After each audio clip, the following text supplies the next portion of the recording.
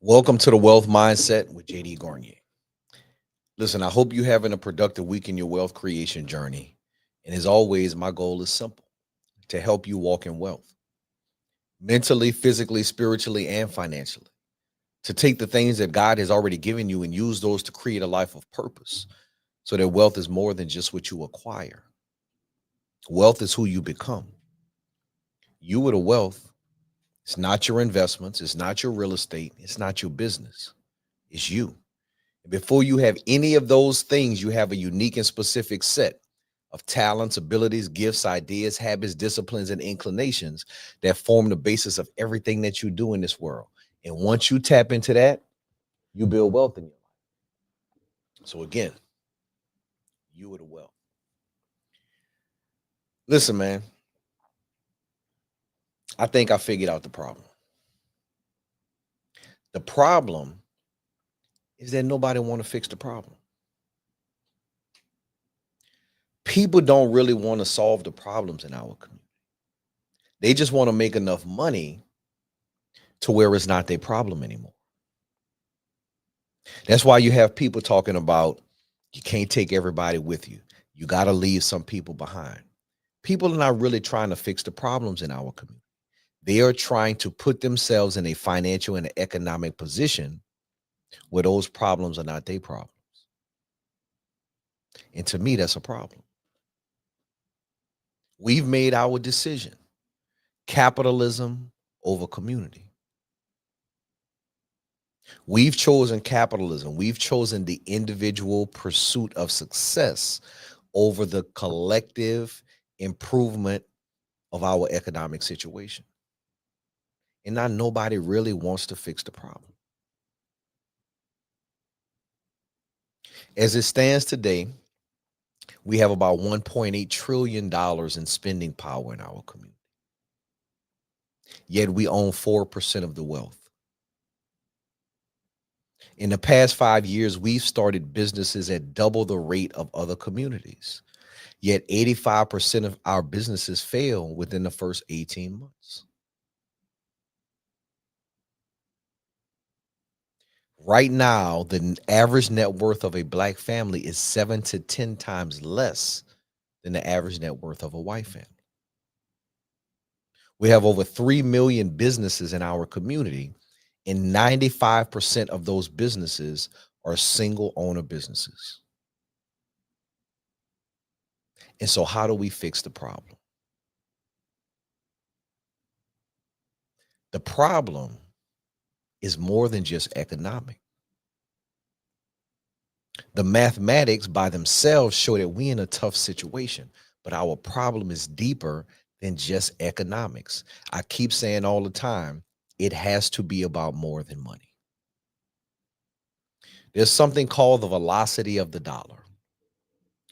And the velocity of the dollar tracks how long a dollar stays in a community. In a white community, the dollar stays over 30 days.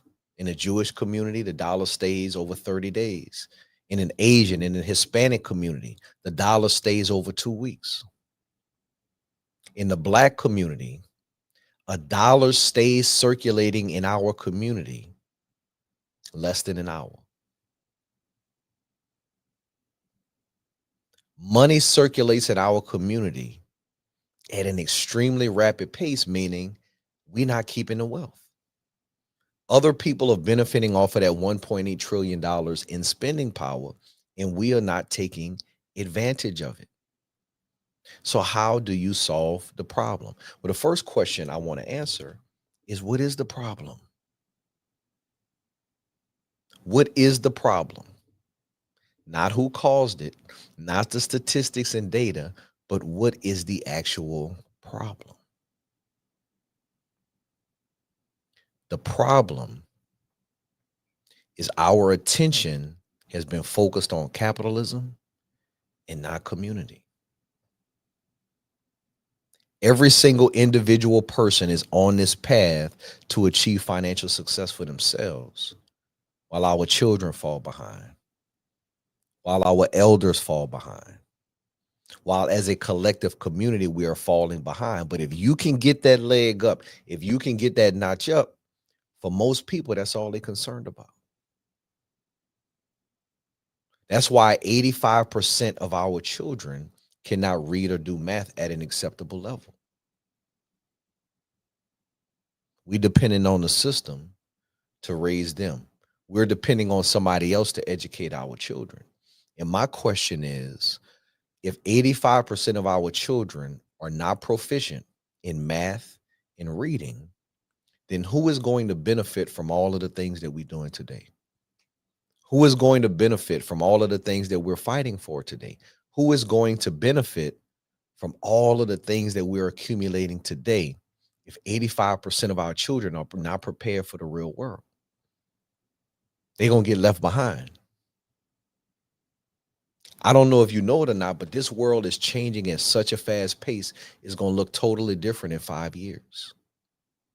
The way we communicate with each other, the way we transport ourselves, what we consume, what we watch, all of those things are changing at a rapid pace. And if you are not prepared with just the fundamentals, you're going to get left behind.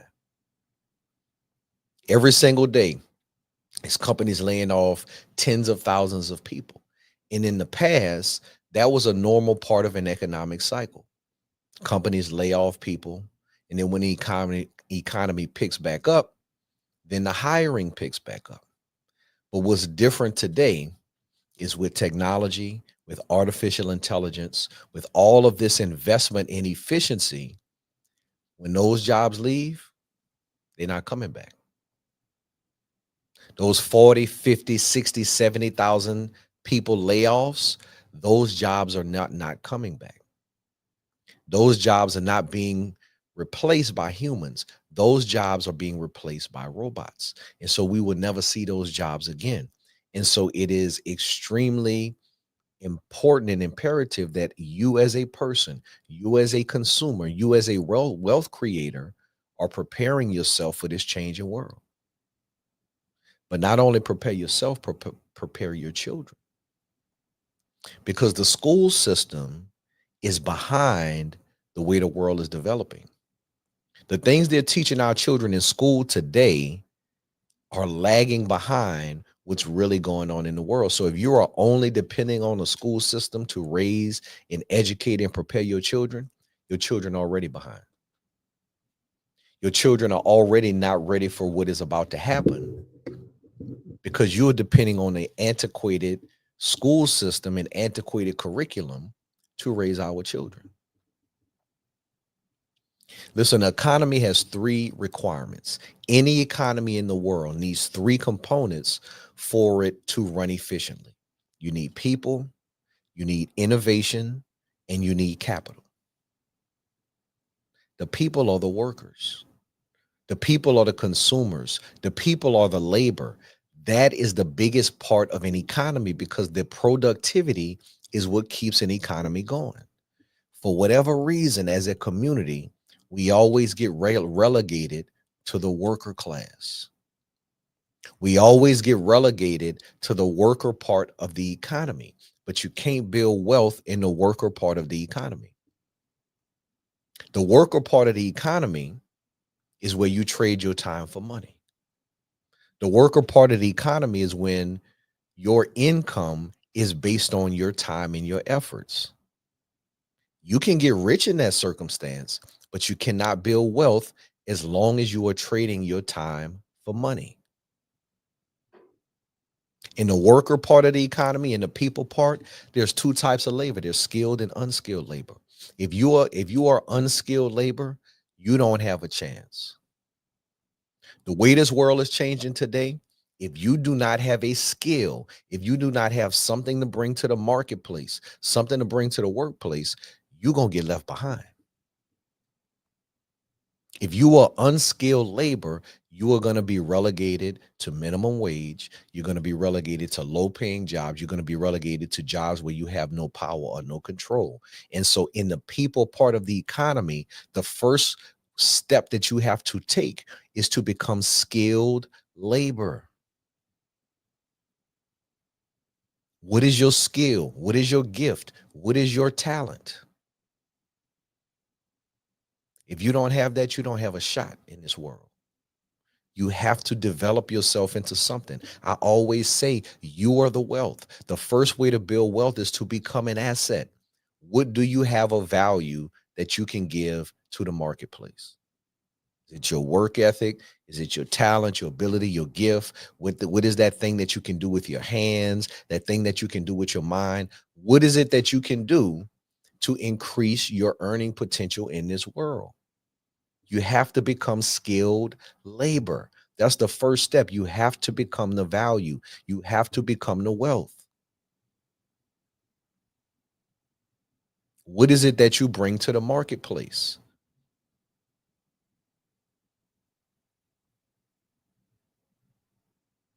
Your job, your goal should be to increase your value as much as possible. Increase how much you can demand for your time. There's a reason why a surgeon earns more than a general practitioner. There's a reason why a specialized law partner earns more than an associate.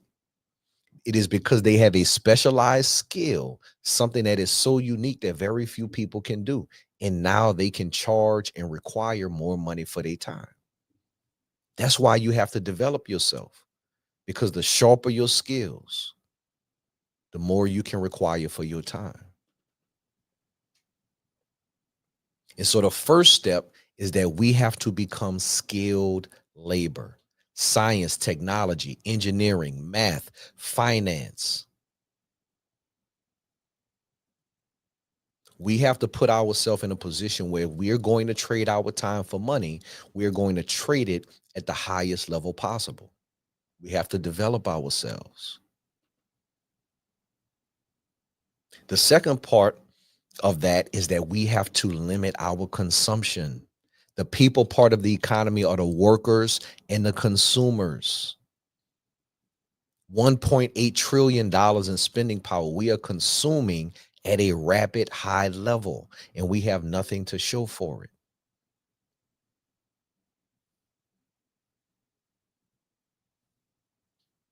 We the workers and we are the consumers. That's not enough to close the racial wealth gap. That is not enough to give us economic viability. That is not enough to make us financially independent. We have to move along the chain of an economy. After you have the people part of the economy, the next requirement are the innovators, the business owners, the people who are willing to take a risk and make an idea a reality.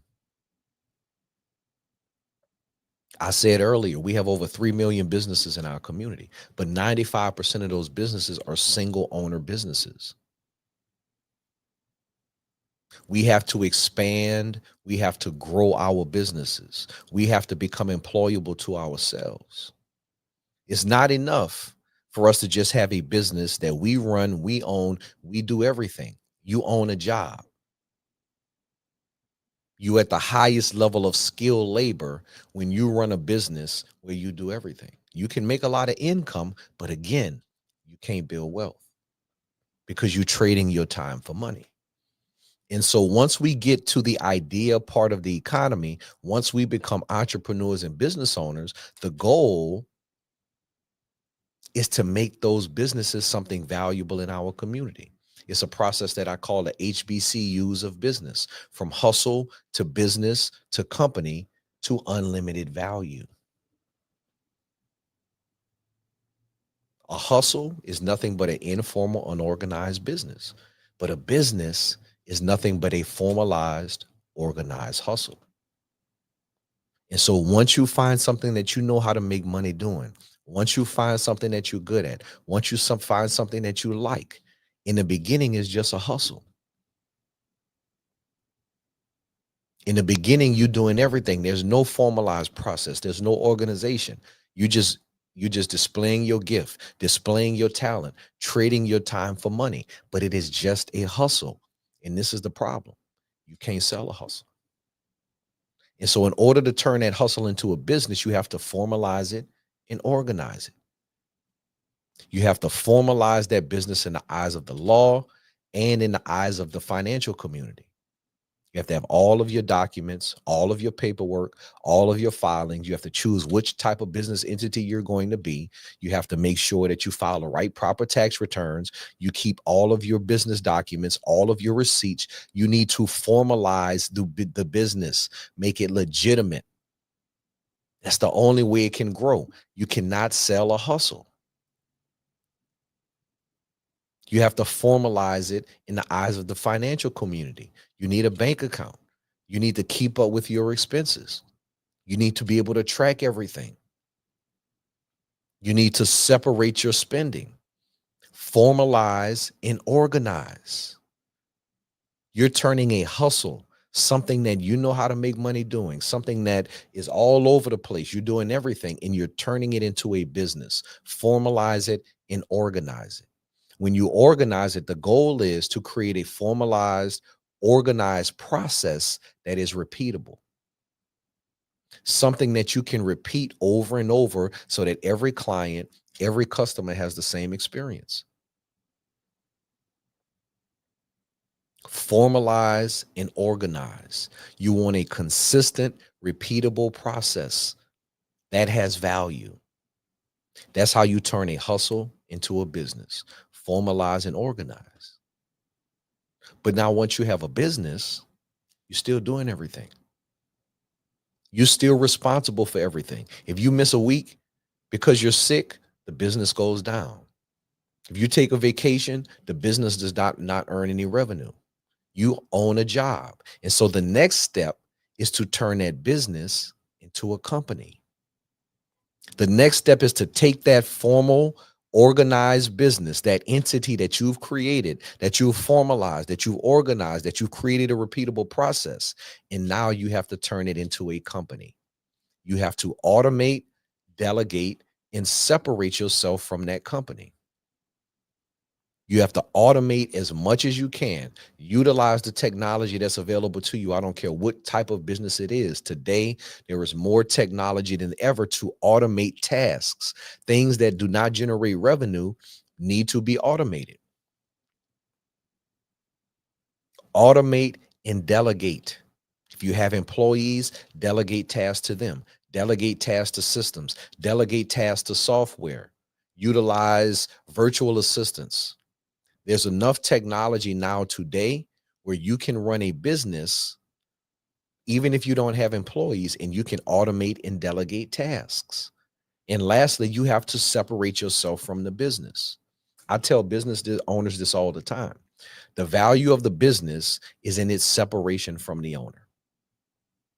If the founder of the business has to be there every single day, if the owner and the founder of the business needs to open the doors, close the doors, talk to every client, that business has no value outside of the owner.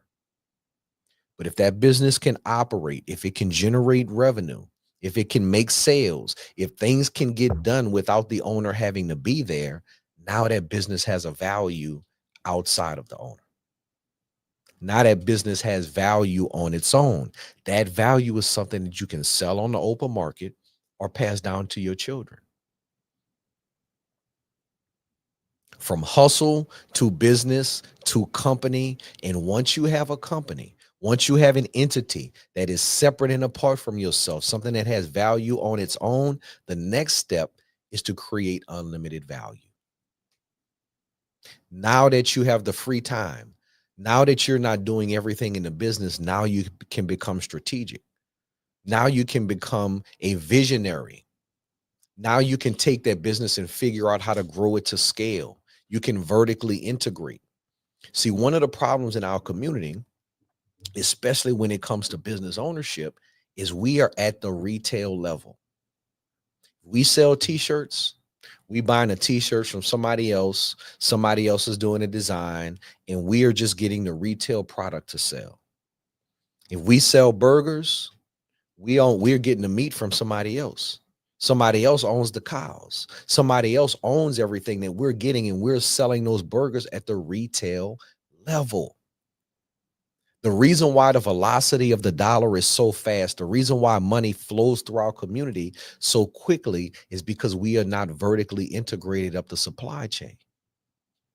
It's not enough for us to just own a burger joint. It's not enough for us to just own a t-shirt shop. We have to own the land that raises the cattle, that produces the meat, that we can then buy or sell for wholesale value. It's not enough for us to just own a t-shirt shop.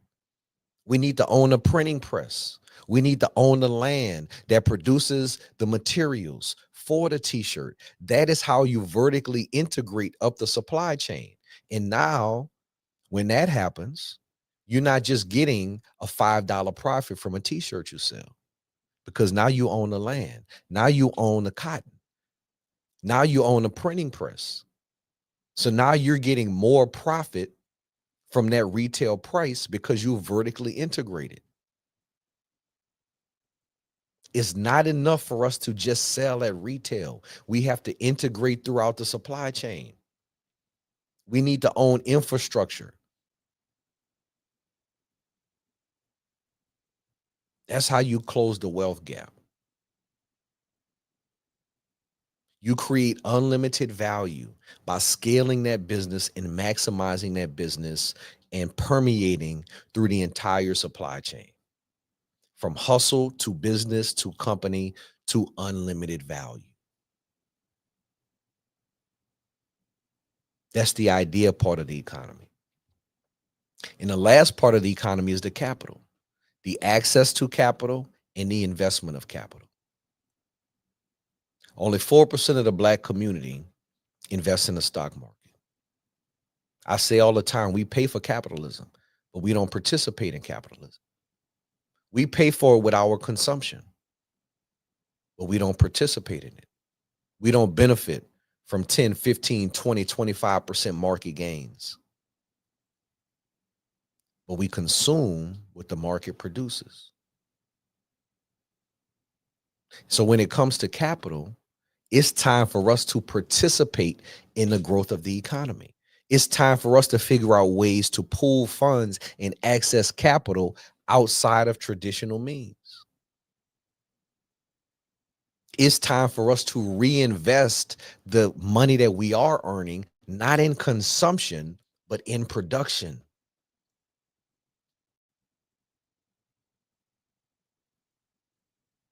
That's how we're going to change our circumstances. You don't take the profit from your business and go buy a new car. You don't take the profit from your business and go buy some jewelry. You reinvest that so that you can grow the scale. That's the kind of mindset that we have to have. We are living in the most open time of our lives. We are in the midst of what I call a Black wealth renaissance. There's more opportunity now for us to improve economically than there has ever been, but we can't waste it. We cannot waste this time. We cannot waste this opportunity. It's not going to be there forever. But as it stands today, there are no direct barriers. The only barriers that we have are here. The resources are there for us. The information is there for us. The space and the opportunity is there for us to change our circumstances. But we got to get on our job. Nobody else is coming. We have to get on our job. And the problem is nobody wants to fix the problem. Everybody is out there for themselves. And I'm telling you, if we focus on community over capitalism, we can close the wealth gap in one generation. The wealth mindset. Y'all have a blessed week.